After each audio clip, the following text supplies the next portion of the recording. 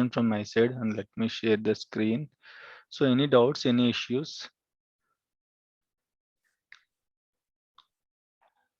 Any doubts? Anyone tried configuring virtual machine, virtual box, tried configuring Windows Server, remote connection, SQL Server installation?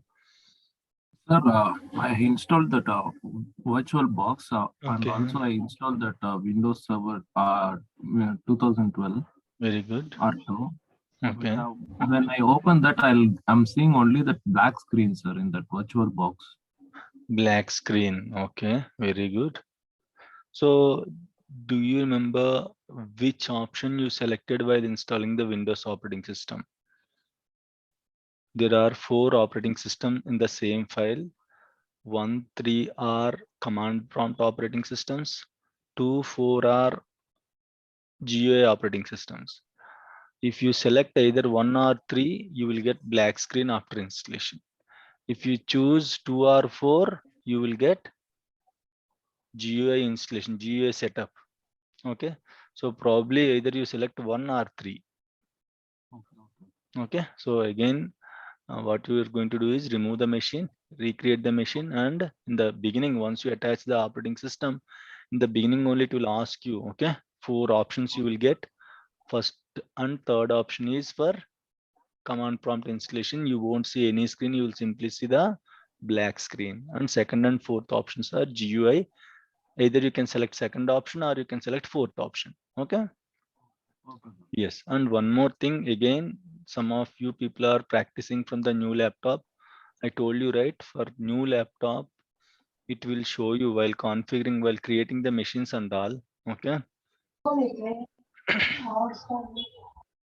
While creating the machines, you won't see any 64-bit, you can see only 32-bit. Okay. So in case if you see here, if I just click new, here you can see, right? Here in this section, version section, you can see only 32 bits. So 32-bit means there are 2 reasons. Either your machine is a 32-bit machine or your machine is not supporting the virtualization. Means virtualization option is not enabled in the BIOS level. Okay, so in case if you see only 32 bits in this list, what you have to do, you have to enable the BIOS settings. How to enable the BIOS settings? Very simple. Just restart your laptop, press either F2, F9, F10, depends upon the laptop vendor. Okay, the boot keys are different. Just check in the Google what is your laptop, either Dell, Lenovo, HP. Each laptop, each vendor will have a different boot key. Okay, while restarting, just press that boot key. Keep on pressing that boot key while restarting. Before getting it's to be rebooted, while restarting itself, you have to press the boot key. You will get a black screen. That means you just entered into the BIOS settings. There you can see like this. Okay, configuration kind of settings you can see.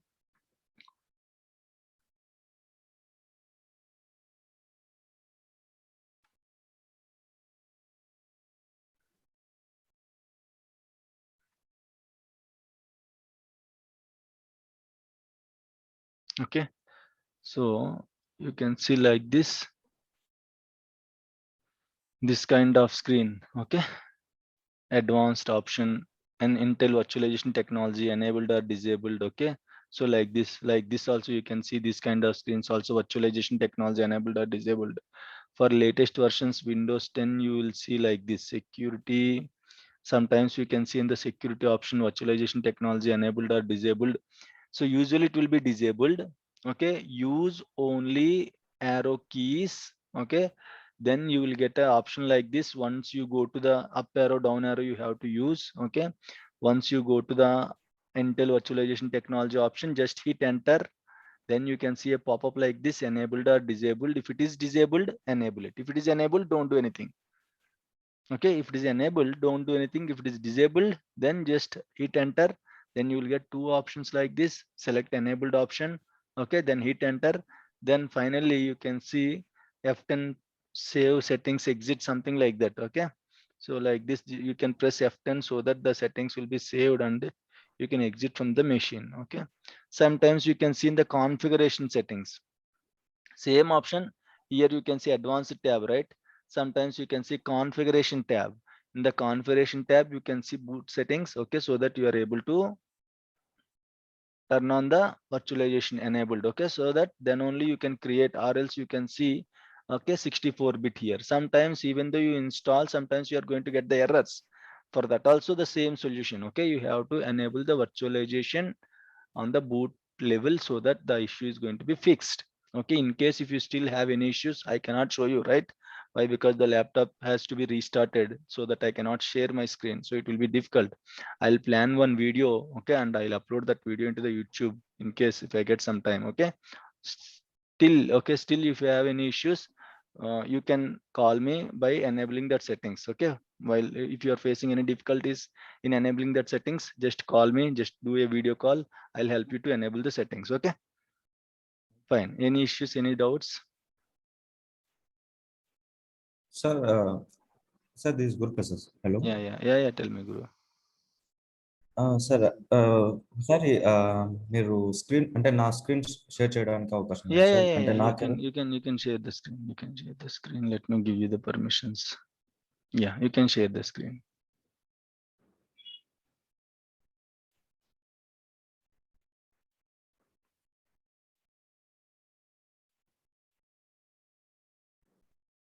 sir, you can able to Yeah, I can see. I can see your screen. Yeah. yeah.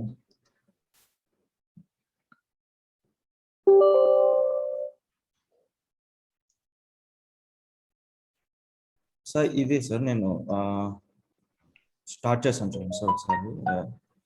So you're getting black screen, right? No, sir. Actually, this error something. No, Okay. You can start the machine.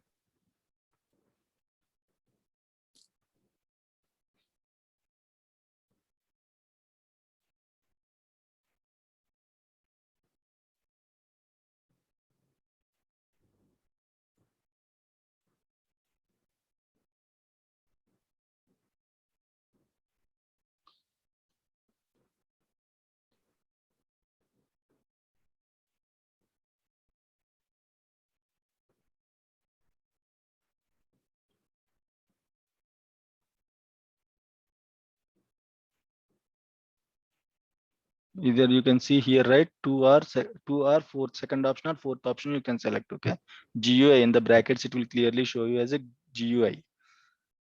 okay, sir.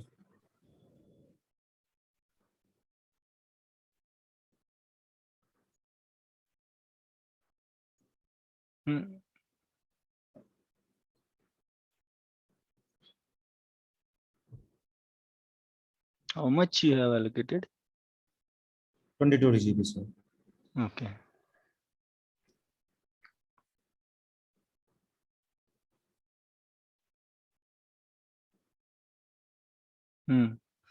Then what is the error you are getting? So here error will be one error will become, sir. Okay, once it comes, let me know. Okay, it will take time, right, to install the. How much time it will take? Initially, you are getting the error, or like after installation, you are getting the error? So whenever 39% will come, at the time only it will show the error. Okay. 1 minute, sir. So.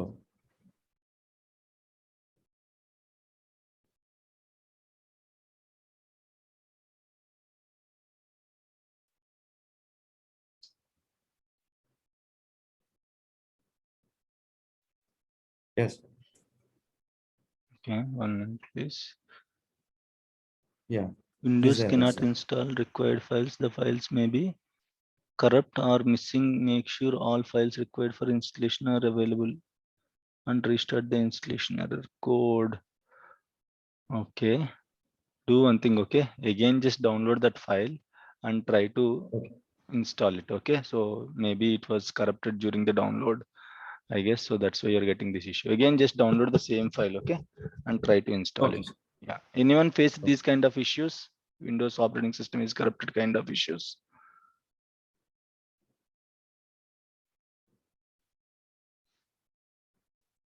Sir, can I stop the share? Yeah, you can stop sharing. Okay, sir. Thanks. Okay, thank you for your time. And yeah, so how many system databases will be there in SQL Server? Total 5, sir. Okay. What is TempDB ID? 3. 3. Okay.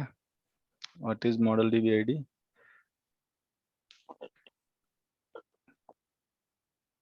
ModelDB 2. ModelDB 2. Okay. Then what is MSDB ID? 4.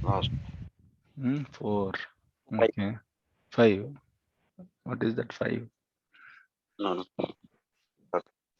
4 or 5? What is TempDB ID? What is TempDB ID?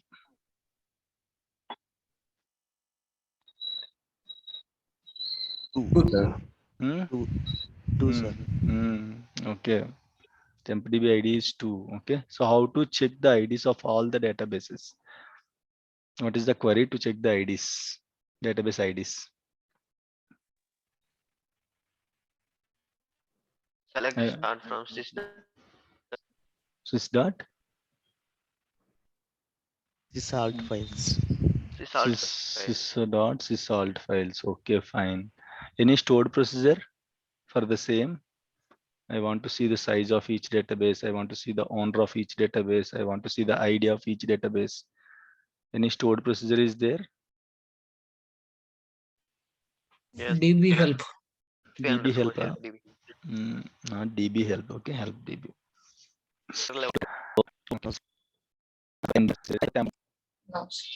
Okay. No.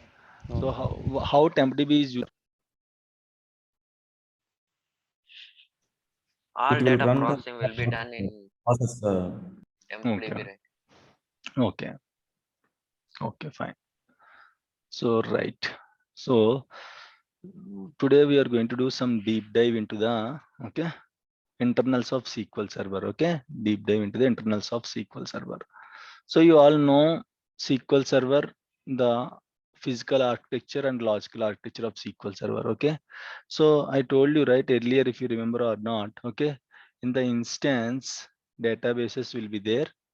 Okay, the instance databases will be there. In the database, can anyone tell me what will be there?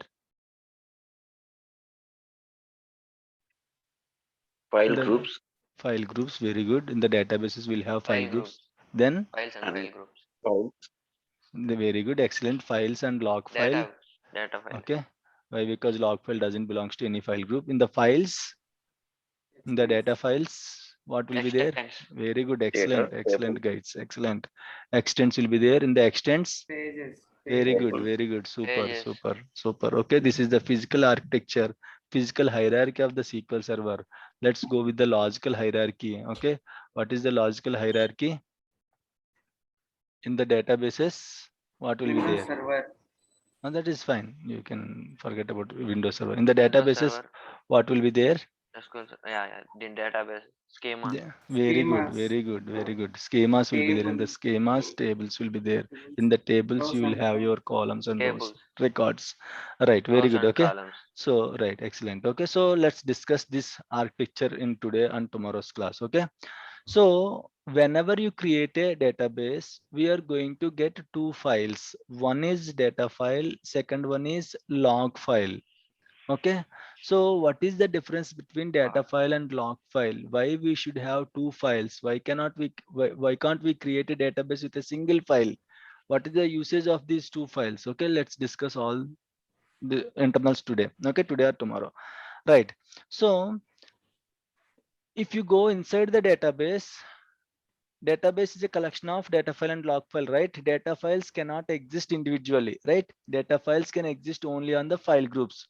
Whenever you create a database, automatically one default file group will come. That file group is primary file group. Okay, file group means collection of data files. We have two types of data files. Okay, two types of data files. One is MDF file, second one is NDF file. we have two types of data files. One is MDF file, second one is NDF file. MDF file means master data file. Okay, master data file. NDF file means new data file or next data file, anything you can call. Okay, new data file or next data file. So what it will store? Every database will have master data file. MDF is very important. Whenever you create any database, or for system databases also, you can see two files. One is .mdf, second one is .ldf. Forget about the log file. We have a separate discussion on the log file, how log file will behave, what is the usage of the log file. We'll discuss separately. Let's discuss about the data file. Let's concentrate on the data file today. So MDF file is very important file. Okay, master data file, what it will store? It will store metadata of the database. Metadata of the database. So whenever you run sp_helpdb, you are getting some information, right? Database owner, database ID. Okay, so this information usually will be stored in the metadata file, MDF file of each database. Okay, so the metadata file contains the metadata. Master data file, okay, the master data file contains metadata of each database. You can store the user data also in the MDF file, but usually, okay, usually the recommendation Microsoft says don't store any user data files. Don't store any user related information in the MDF file. Just keep it for metadata. Okay, so why metadata is important? Metadata stores all the, I'm very sorry, MDF file. Why MDF file is important? MDF file will store all the metadata of the database. Okay, so database size, database ID, database owner, how many objects are there in that particular database, everything will be stored in the MDF file. So automatically MDF will be created once you just create the database. In the MDF also, okay, but the recommended is MDF data. Don't store any user data because user data, user and all the NDF files. Okay, NDF files means that is also data file only. The main difference between MDF and NDF is MDF is a kind of master database, right? How master database will store all the instance level settings in the master database. In the same way, all the database level settings, all the database metadata will be stored in the MDF file of each database. Got it? So in case you want to create any table, automatically the table, in case you just mentioned create table name with columns, automatically those tables will be created in the MDF file. Okay, so no, I don't want to store the data in the MDF file. I want to store the data in the NDF file. How can we do that? We have a separate option, whether you remember it or not. Okay, don't recover. Right. So let me connect to the SQL server.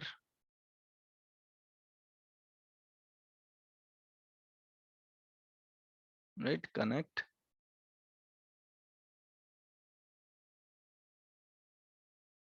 Right, so data files won't exist. Okay, won't exist they won't exist, right? Without having file group, they won't exist, right? So all the data files usually will be stored in the file groups. Okay, if you see here, any database, you can go to any database properties.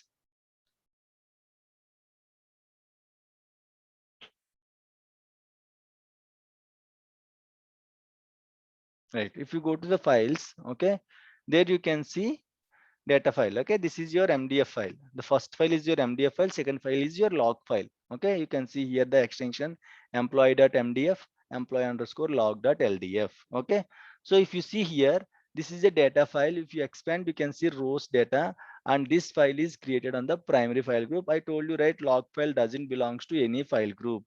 Okay, so you can see not applicable for log file. So if you go to file group section, there you can see last time while creating the database, we just discussed how to create a file group and all. Okay, if you go to the file group section, in case if you want to add different file groups, you can simply select add file group option. File group is nothing but collection of files. Collection of files is called a file group, collection of, especially collection of data files, not files. Files means log file also will come, right? Collection of data files is called a file group. Okay, so in case I want extra file group, you can simply click on add file group button, and you can simply mention the file group name here, fg2, something like that. If you see here, I'm sorry. Okay, if you see here, one file is already there in the primary file group. What is this file? This is MDF file. Okay, so no, I don't want to store the, see, for example, you don't want to store the user data in the MDF file. How can we skip that? You can simply select the default option here. Okay, if you select the default option here, see here for FG1, you can see default option. What is this default option means?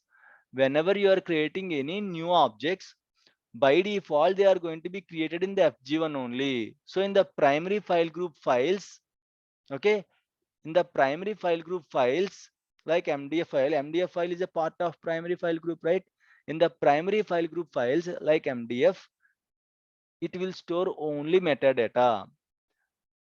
Okay, in case you want to store the user data and metadata in the same MDF file, you have to select default. By default, this will be enabled. Okay, the default option will be enabled on the primary. In case you don't want to store the user data in the MDF file, you want to store a separate file. You want to store the user data in a separate file. What you have to do is, first of all, try to add one file. Here we have only two files, right? If you add one more file, just simply select add option, you will get a file like this. Okay, employee, just type the name employee underscore 2. Okay, employee underscore 2. Okay, here if you see, as of now you don't see the file name. Once you click OK, then automatically you can see the file name. Now go to the file groups. I want to store my data, user data, like tables and all, whatever tables you are creating, whatever objects you are creating, that those objects has to be stored in the NDF file. Imagine you want to store the data in the employee underscore 2 file. Okay, then go to the file groups. Okay, sorry, just go to the files. So in which file group you are creating this one, select the file group here. Okay, I want to create this file in the FG1. Okay, I want to create this file in the FG1, right? So you can simply select the FG1. Okay, here, then go to the file groups. Then what you have to do is, okay, you can see here one file came into the FG1 file group, right? If you choose this option default, okay, then what happened is, all the data now, in case if I create any table in the employee database, that table will be created in the employee underscore 2. Why? Because you can see here the default option is FG1 here. So whatever files in the FG1, okay, the SQL server will try to insert the data into the NDF files. It will start loading NDF files. It won't use MDF file to store the user data, but MDF file will be used for storing metadata of the database. So in case you want to store, okay, manually, okay, so what you can do is, you can simply enable the option. What you have to do, sometimes we'll get a requirements, we'll get a request like please create a separate file group, or please create a separate files, please add the files to the database. Okay, how to add the files to the database? Go to the properties of the database, go to the file space. Okay, click on add here. Then how many files you want, you can simply add the files. So how many files we can add to a database?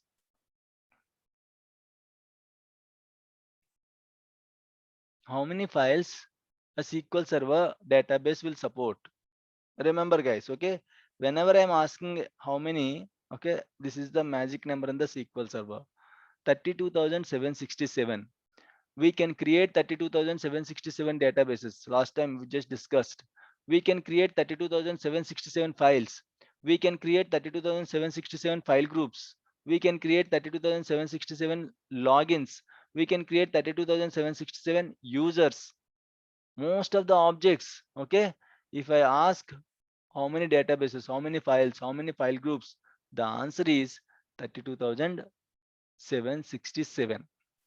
Okay, the answer is 30,767. Means a database supports 32,767. Like I just added only one file, right? You can add, already one file is already there, which is MDF file. Okay, two files. So you can still add 32,765 files. You can still add 32,765 files. So SQL Server supports that many files, but no one will add that many files. Usually hardly you will see 5 to 10 files or 20 files, hardly for any database. That is like hardly. But most of the databases you can see only either only MDF files and log files only. Okay, most of the data. Sir, Yes, I have a small doubt. yes, yes. Shanmugh sir. Yeah, tell me. Sir, in that FG1 I didn't admit where it is employee, it is there, that is primary group. Where it is employee 2 is the FG1. Means FG1 we have created as a name as FG1, or it is coming system automatically. No. I only typed FG1. It won't Okay. create automatically. See here, in case I want to add another file group, just click on add file group. Okay, automatically a row will come here. Then you can type the file group name FG3. Okay, if any data wants to insert additionally, we have to create No, first of all file no, group. nothing like that. I didn't say like that. In case you want to insert the data, you can use MDF files only. But in case customer is looking for a separate file groups, then only you have to create file group. Okay. Okay, customer means user. In case user is looking for separate file group, then you have to create, or else Then we have to yeah, create separate name, and again we have to create file yes, group. Then we have to give same name. yes. Okay, same name means the organization will follow naming convention as per the database and as per the architecture of the project. Okay, just for example, I gave you FG1, FG2, FG3. Okay, in case in the organization, if anyone asks you to create a file group, don't give FG1. You have to give name as per the database convention. Okay, or else in case if you don't know, you can ask them. Okay, what file group, what name you want, or else what usually files you can mention. Okay, files there is no difficulty. See, employee database, right? Employee and employee underscore 2, employee 3, employee 4, like that you can go. Okay, but file groups usually they are going to tell you the file group names. Developers or users will tell you I need this file group name, the name should be like this. Then in that case, then you can add the file group. Again, it's not compulsory. If you want to store the data in NDF file, only NDF file, I want to store the data in only NDF file, then you can go like this.